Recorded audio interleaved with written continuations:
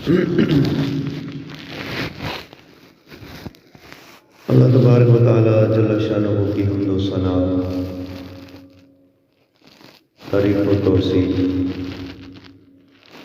درود لامحدود سرور کونین فخر دارین سید الانبیاء تاجدار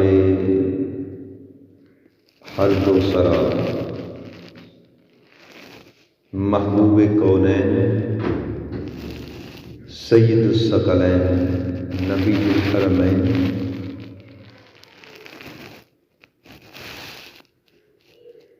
شفیع معظم نور مجسم ہادی دو عالم، شہنشاہ حسینہ ماہ طوبہ نیر تابہ، صلی اللہ علیہ وآلہ وسلم کی بارگاہ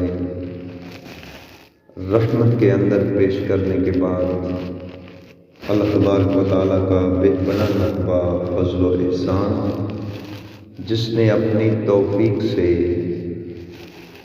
دلوں کو ایمان سے مزین فرمایا ہے۔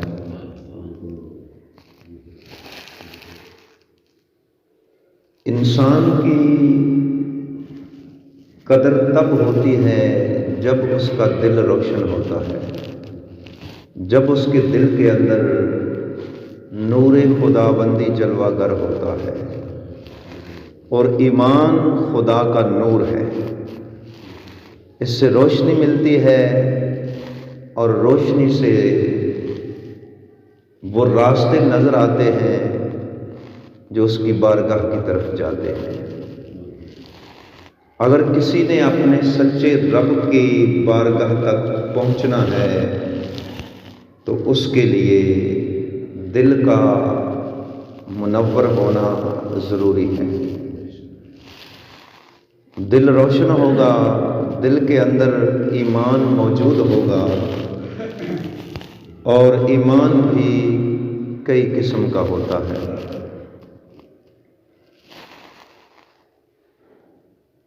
ایمان کمزور بھی ہوتے ہیں، ایمان مضبوط بھی ہوتے ہیں، اور ایمان کامل بھی ہوتے ہیں۔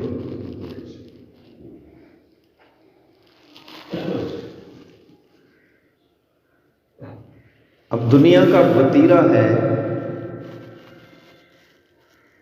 جہاں اچھی فصل چاہیے وہاں محنت بھی اچھی ہوتی ہے،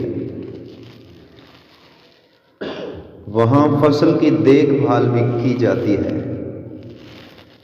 خالی یہ نہیں کہ اس فصل کے اوپر زور لگا دیا جائے، کھاد بیج اچھا ڈال دیا جائے، اس کے بعد اپنی فصل کی حفاظت بھی ضروری ہے۔ اللہ فرماتا ہے، اے ایمان والو، تمہارے دلوں کے اندر فصل بڑی اچھی کاشت ہو گئی ہے، ایمان کا پودا لگ گیا ہے، اب اس کی حفاظت کرنا یہ تمہارے بس میں تو نہیں ہے، لیکن لمحہ بلمحہ میری ہی بارگاہ میں عرض کیا کرو کہ یا اللہ ایمان کی حفاظت فرما، میں پھر تمہارے ایمان کی حفاظت فرماؤں گا۔ جب ایمان محفوظ ہو جاتا ہے تو بندہ عمل صالح کرنے لگ جاتا ہے۔ بچا ہوا جو ایمان ہوتا ہے اس کے اندر وہ طاقت ہوتی ہے کہ اس کے اور اللہ کے درمیان جو ایک رشتہ ہے، جو ایک رابطہ ہے، وہ بحال رہتا ہے۔ رابطے جو ہوتے ہیں نا، جن دوستوں سے ہوتے ہیں، جن رشتہ داروں سے ہوتے ہیں، تعلق بھی وہاں ہی مضبوط ہوتے ہیں۔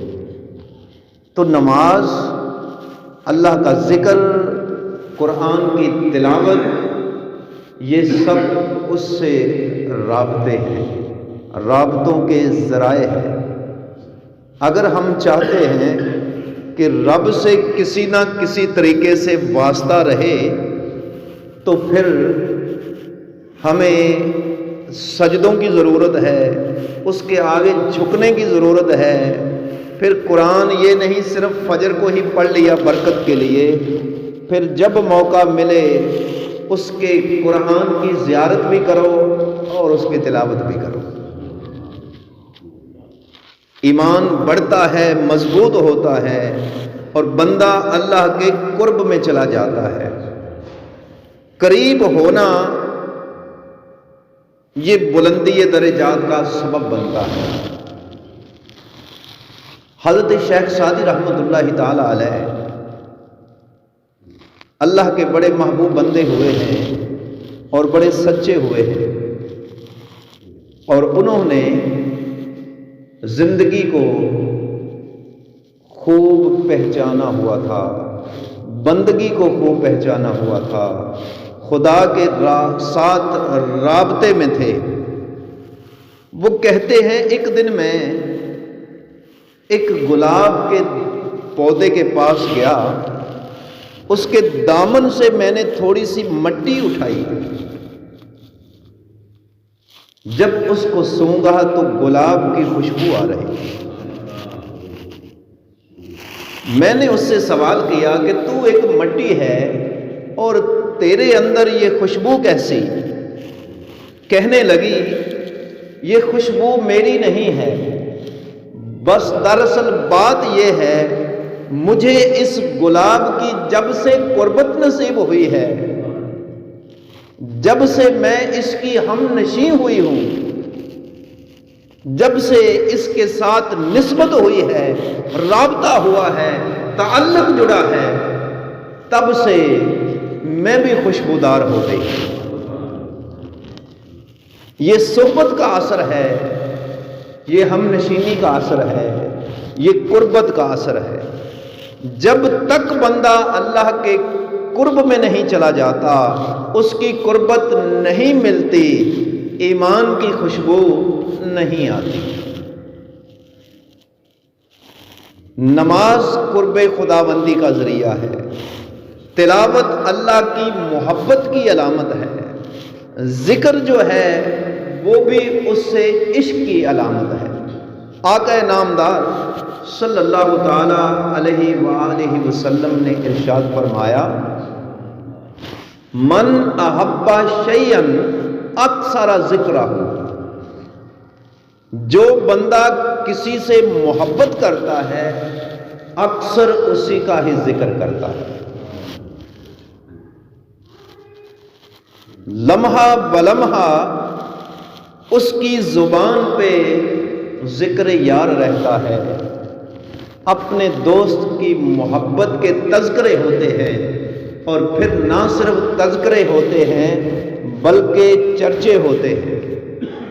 اور لوگوں کو آپ نے دیکھا ہوگا جو اللہ کے نیک بندے دنیا میں ہوئے ہیں، وہ لوگوں کو اکٹھا کر کے اپنے رب کے نام کے چرچے کیا کرتے تھے، رب کی شانیں بیان کرتے تھے، رب کی عظمت کے گیت گاتے تھے، رب کی عبادت کرنے کے انہیں گر سکھاتے تھے، انہیں بتاتے تھے رب راضی کیسے ہوتا ہے، رب مہربان کیسے ہوتا ہے، رب نوازش کیسے کرتا ہے، اس کا فضل کیسے ہوتا ہے، اس کی رحمتیں کیسے لی جا سکتی ہیں، اس کے خزانوں کے دروازے کب کھلتے ہیں اور کھولنے کا طریقہ کیا ہے۔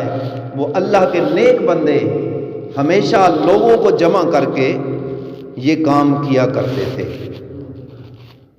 تو اللہ رب العزت سورۃ الفرقان ہے یہ، اس کے اندر فرماتا ہے تبارک الذی نزل الفرقان، بڑی برکت والی وہ ذات ہے، برکتوں کی مالک ہے وہ ذات، اللہ تعالیٰ بڑی برکتوں والا ہے،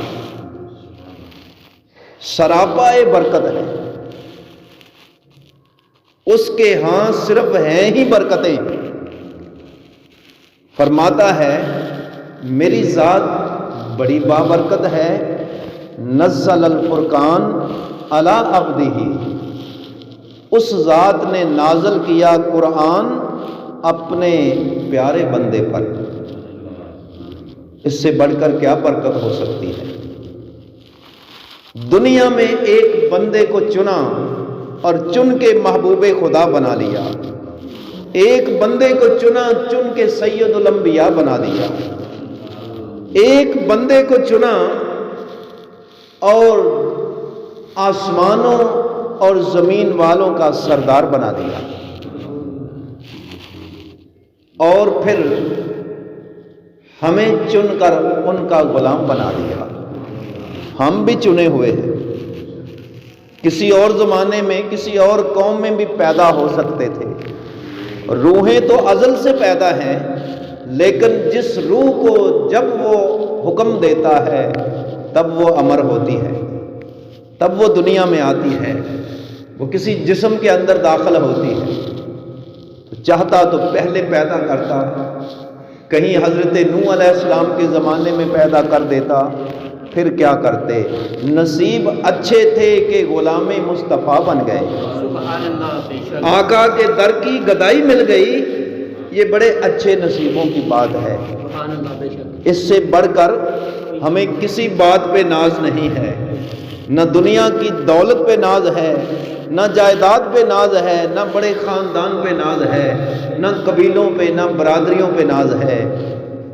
ہمیں ناز ہے تو در مصطفیٰ کے گدا ہے، اس گدائی پہ ناز ہے، اس نوکری پہ ناز ہے، اس غلامی پہ ناز ہے۔ بے شک سبحان اللہ، اس دن جب اللہ بلائے گا، اس کی بارگاہ میں جائیں گے، پوچھے گا کون ہو؟ کہیں گے تیرے محبوب کے غلام ہیں۔ سبحان اللہ، اے مولا، ہم غلام مصطفیٰ ہیں، غلامان محمد ہیں صلی اللہ علیہ وسلم۔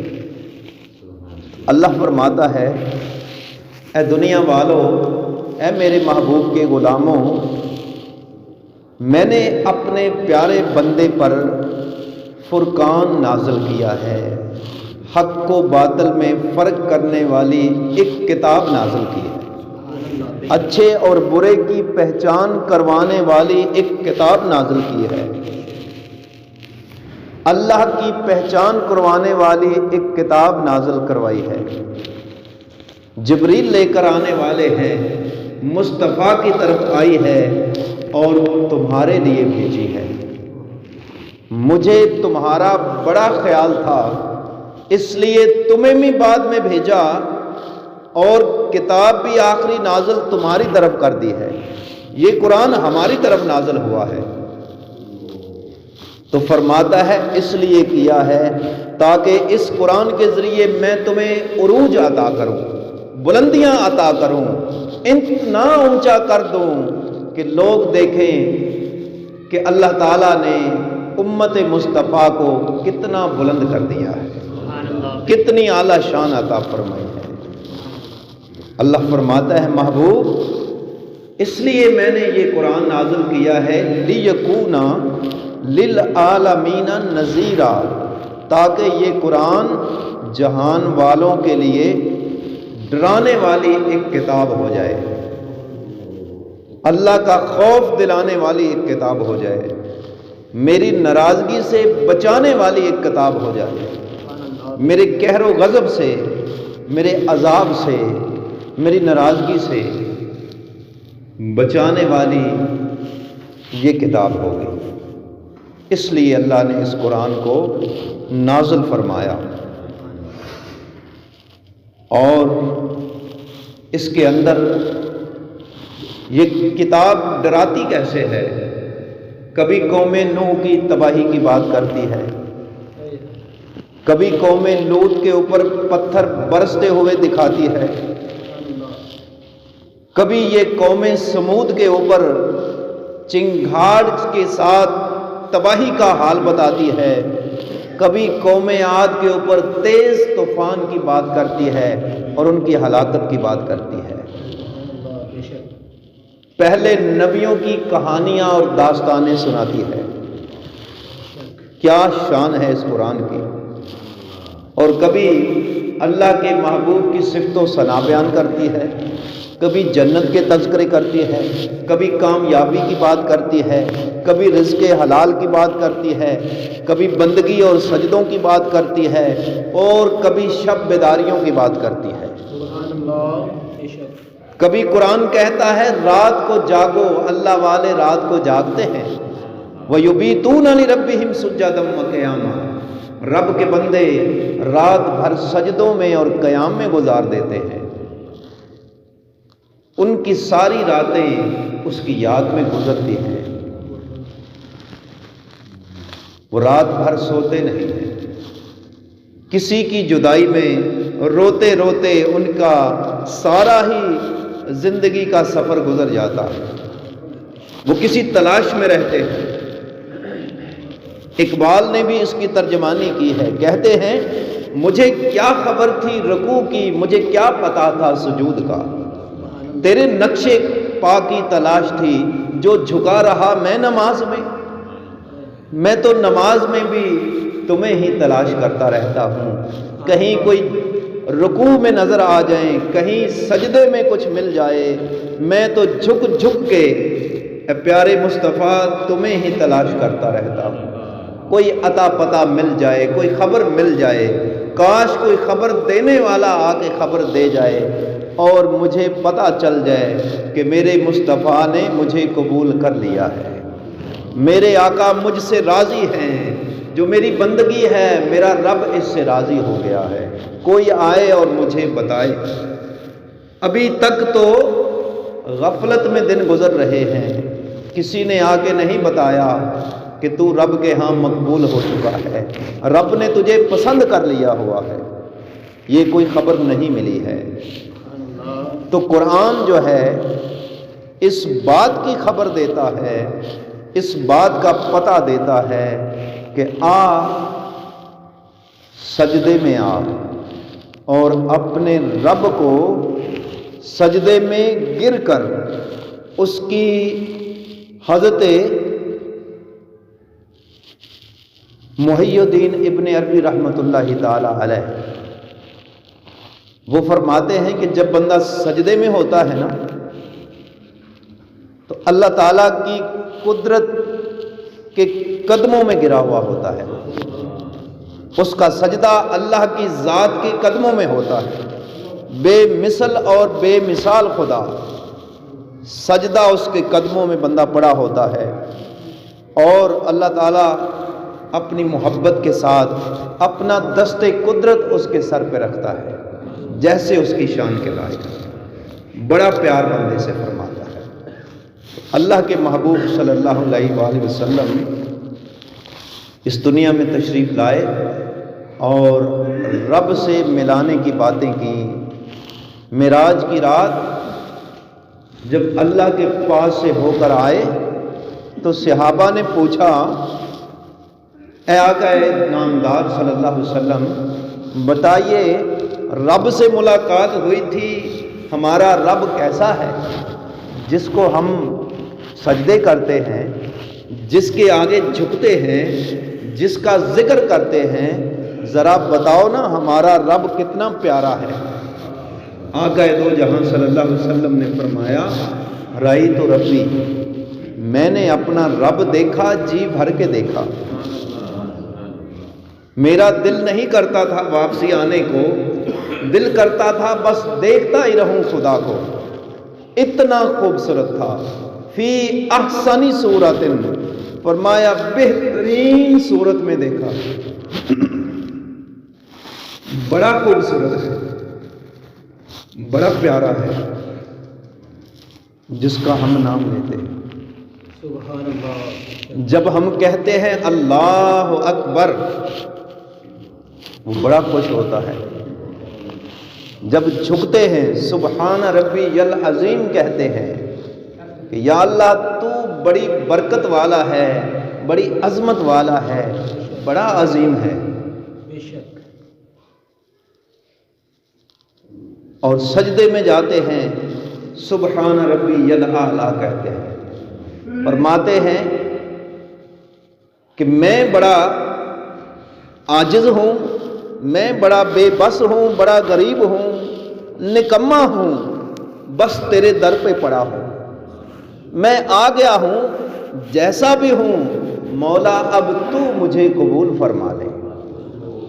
آقا دو جہاں صلی اللہ علیہ وسلم نے فرمایا بڑا پیارا ہمارا رب ہے، بڑا ہی خوبصورت ہے، جس کو دیکھ کر جنت بھول جاتی ہے، جس کو دیکھ کر دنیا کی نعمتیں بھول جاتی ہیں۔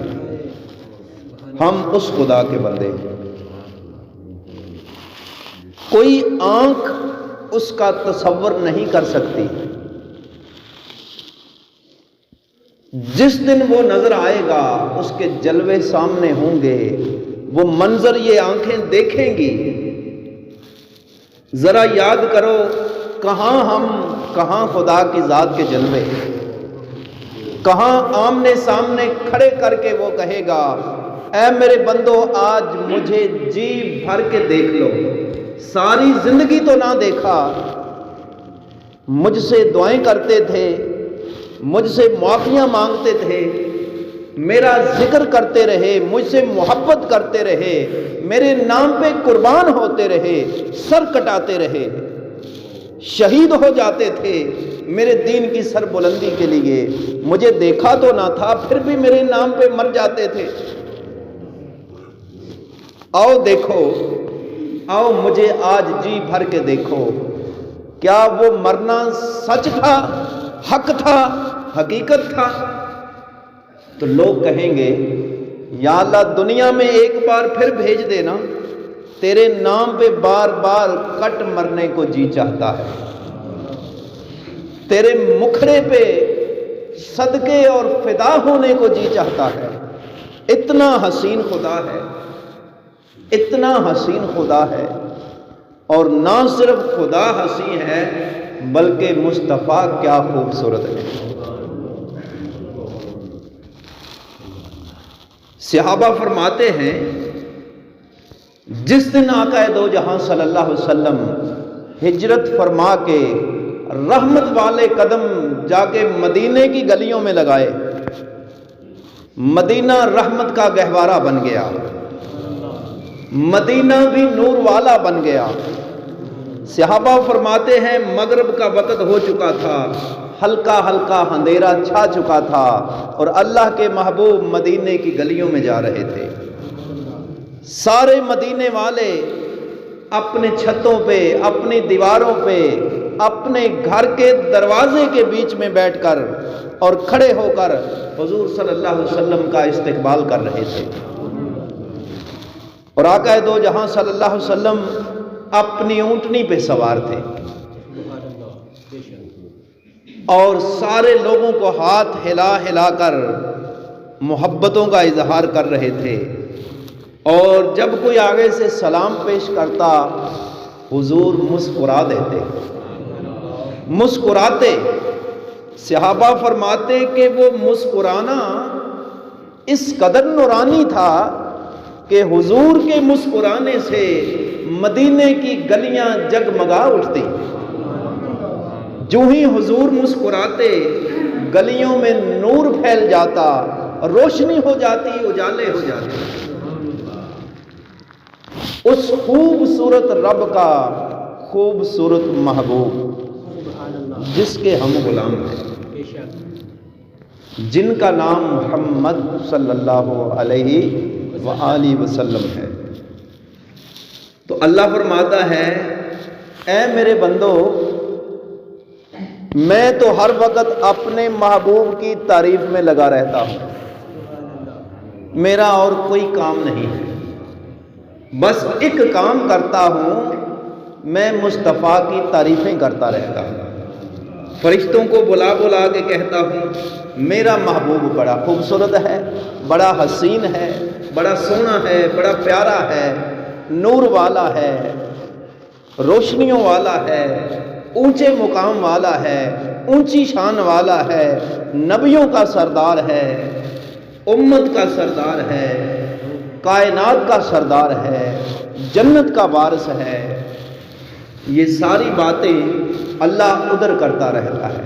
فرمایا اے زمین والو تم بھی میرے محبوب کی باتیں کرو، میرے محبوب کے حسن کی باتیں کرو، محبت کی باتیں کرو، ان کے چہرہ والضحا کی بات کرو، واللیل زلفوں کی بات کرو، میرے محبوب کے بولنے کی بات کرو، بڑا میٹھا میٹھا بولتے تھے۔ بڑا پیارا بولتے تھے، اور ان کے چلنے کی بات کرو، کیسی بات کرنی ہے۔ کبھی جو آقا دو جہاں صلی اللہ علیہ وسلم اپنی زلفوں کو سنوارتے ہیں، اللہ تعالیٰ قرآن نازل کر دیتا ہے۔ کبھی جو زلفوں کو تیل لگاتے ہیں، اللہ قرآن بنا دیتا ہے، قرآن کی آیتیں بن جاتی ہیں۔ کبھی جو چہرہ بددحا آئینے میں دیکھتے ہیں، اللہ چہرے کی قسمیں اٹھاتا ہے۔ کبھی جو مکے کی گلیوں سے گزرتے ہیں تو اللہ فرماتا ہے لا اقسم بہذا البلد، اے میرے محبوب مجھے ان مکے کی گلیوں کی قسم جن میں آپ چلتے نظر آتے ہیں، گھومتے پھرتے نظر آتے ہیں، مجھے ان مکے کی گلیوں کی قسم وَأَنْتَ حِلٌّ بِهَذَا الْبَلَدِ، اور جب اس مکے سے مدینے چلے جائیں گے، اے محبوب مجھے اس مدینے کی قسم جس مدینے میں جائیں گے، ان کی راہ گزر کی قسمیں خدا اٹھا رہا۔ بھئی جن راستوں سے محبوب گزرتا ہے نا، اللہ فرماتا ہے اے پیارے محبوب اس راستے کی قسم جس کے اوپر تمہارے قدم لگتے ہیں، کتنا پیار ہے، کتنی محبت ہے۔ تو اللہ فرماتا ہے میں محبت کرتا ہوں، اور محبت کی انتہا ہے خدا ہو کر میں راستوں کی قسم اٹھا رہا ہوں، وہ تیل کی قسمیں اٹھا رہا ہوں۔ کوئی قسم اٹھانے والی نہیں ہے، لیکن محبت میں آ کے وہ سب کچھ کر رہا ہے۔ فرماتا ہے زمین والو تم بھی محبت میں آ جاؤ، میرے مصطفیٰ سے محبت کرو، میرے مصطفیٰ کی باتیں کرو، میرے مصطفیٰ کی نعتیں پڑھو، میرے مصطفیٰ پہ سلام پڑھو، درود بھیجو۔ یہ محبت کی علامت ہے۔ زیراں زبراں شداں مداں سب شان اودی وچ آئیاں، آماں لوکاں خبر نہ کوئی خاصاں رمزاں پائیاں۔ یہ قرآن جو ہے یہ محبوب کی شان میں نازل ہوا ہے۔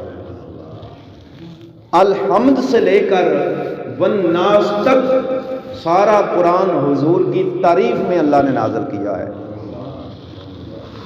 اور اتنی تعریف کرنے کے بعد پھر اس نے اسی قرآن میں فرمایا، کہا کہ اگر 7 سمندر سیاہی بن جائیں اور دنیا جہان کے تمام درخت کلمے بن جائیں، میرے مصطفیٰ کی تعریف پھر بھی ختم نہ ہو۔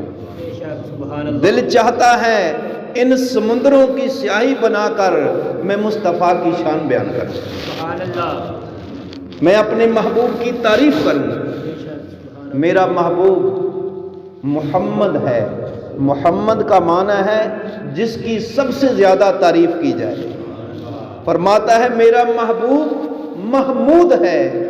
محمود وہ ہوتا ہے جو محبوب بھی ہوتا ہے اور قابل تعریف بھی ہوتا ہے، جس کی ثنا بیان کی جائے، جس کی توصیف بیان کی جائے، جس کی تعریف کی جائے، اسے محمد کہتے ہیں، اسے محمود کہتے ہیں۔ اور فرمایا میرا محبوب حامد ہے، میرا محبوب احمد ہے۔ فرماتا ہے میں ان کی تعریف کرتا ہوں، یہ میری تعریف کرتے ہیں۔ سب سے زیادہ کائنات میں خدا کی تعریف مصطفیٰ نے کی اور احمد ہو گئے، اور سب سے زیادہ خدا نے مصطفیٰ کی تعریف کی اور یہ محمد ہو گئے۔ یہ ہے رشتہ محبوب اور محب کا۔ تو فرماتا ہے بڑی برکت والی ہے وہ ذات جس نے تمہیں اپنا محبوب عطا فرمایا، جس نے تمہیں غلام مصطفیٰ بنایا، جس نے تمہیں نماز عطا کر کے معراج کا درجہ عطا کر دیا، جس نے تمہیں بندگی کا موقع دیا، جس نے تمہیں سجدے کرنے کا طریقہ بتایا۔ وہ کیا کمال کے محبوب آئے، جدھر جدھر سے بھی وہ گزرتے گئے کرم ہی کرتے گئے۔ جن ذروں پہ حضور کا قدم آتا تھا، آپ اندازہ کریں کہ جب کسی پتھر پہ حضور کا قدم آتا تھا پتھر ریشم کی طرح نرم ہو جاتا. یہ حضور کی شان ہے. درختوں کے پاس سے گزرتے تو درخت حضور پہ سلام بھیجتے، پہاڑوں کے پاس سے گزرتے تو پتھر سلام بھیجتے. اللہ فرماتا ہے میرے محبوب کو کل کائنات نے پہچان لیا ہے.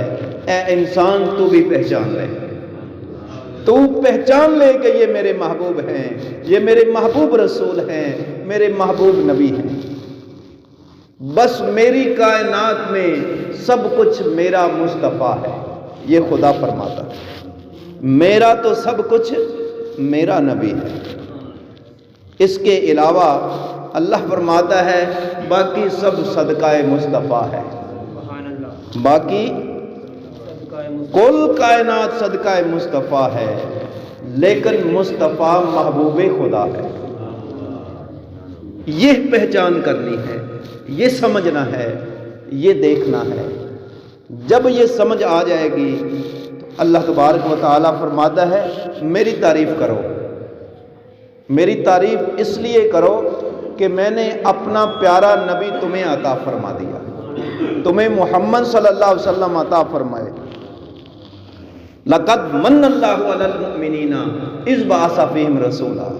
اے مومنو تمہارے اوپر میرے بڑے احسان ہیں، بڑے احسان ہیں، لیکن سب سے بڑا احسان میرا مصطفیٰ ہے. اس سے بڑھ کر میں نے تم پہ کوئی احسان نہیں کیا. سب سے بڑا احسان، سب سے بڑی نعمت، سب سے بڑی عظمت والے رسول عطا فرمائے. الذی لہ ملک السماوات والارض، جو سارے آسمانوں اور زمینوں کا مالک ہے، اس مالک نے تمہیں مصطفیٰ عطا فرمائے. وَلَمْ يَتَّخِذْ وَلَدًا، جو اولاد سے پاک ہے اس نے تمہیں مصطفیٰ عطا فرمائے ہیں. وَلَمْ يَكُنْ لَهُ شَرِيكٌ فِي الْمُلْكِ، اور اس کی بادشاہی میں کوئی حصے دار نہیں، اس نے تمہیں محمد عطا فرمائے ہیں صلی اللہ علیہ وسلم. وَخَلَقَ كُلَّ شَيْءٍ فَقَدَّرَهُ تَقْدِيرًا، ہر چیز کو اس نے پیدا کیا اور ہر چیز کی تقدیریں لکھ دی. اور فرمایا اس امت کی جب تقدیر لکھی، اس امت کی تقدیر میں نے محمد لکھ دی. سبحان. امتیں بنائی اللہ نے، قومیں بنائیں، قوموں کی تقدیروں میں کسی کی تقدیر میں آدم لکھ دیے، کسی کی تقدیر میں نوح لکھ دیا، حضرت ابراہیم لکھ دیے، موسیٰ اور عیسیٰ لکھ دیے. قربان جائیں اس امت پر، قسمت میں محمد مصطفیٰ لکھ دی. بڑی اونچی قسمت بنا دی. کہا یہ تقدیر کے فیصلے ہیں. میں نے ازل سے جب ہر شے کو پیدا کیا، فقدرہ، میں نے مقدر بنائے. تقدیرہ، میں نے تقدیریں بنائیں. بات کو سمجھیں، مقدر بنائے، تقدیریں بنائیں. اور جب میں تقدیر قلم سے کہہ رہا تھا کہ اے قلم لکھ دے، تقدیر کو لکھ دے، تو تیری تقدیر جب لکھی گئی تو تیرے کھاتے میں مصطفیٰ آ گئے، تیرے حصے میں مصطفیٰ آ گئے. بڑے اونچے مقام ہیں، امت کے بڑے اونچے مقام ہیں بھائی. جس کے حصے میں مصطفیٰ آ جائیں، جس کی تقدیر میں اللہ کے محبوب لکھے جائیں، اور بھلا کیا لکھے تمہارے کھاتے میں. اور تمہاری کہتے ہیں تقدیر نہیں بدل رہی. بھائی تقدیر ازل سے بدل دی تھی اس نے. جب سے مصطفیٰ کے ہو گئے، جب سے ان کے غلام ہوئے، تب سے تقدیر بڑی اونچی ہے، مقدر بڑے اونچے ہیں، نصیب بڑے اونچے ہیں، قسمت بڑی عالی ہے. یہ امت بڑی ہی نصیبوں والی ہے. اس لیے دوستو، اللہ تعالیٰ اپنے حبیب کا صدقہ ہمیں اس تقدیر پہ ناز کرنے کی توفیق دے کہ ہماری تقدیر میں مصطفیٰ ہے، محمد مصطفیٰ ہے صلی اللہ علیہ وسلم. وما علیہ الا البلاغ.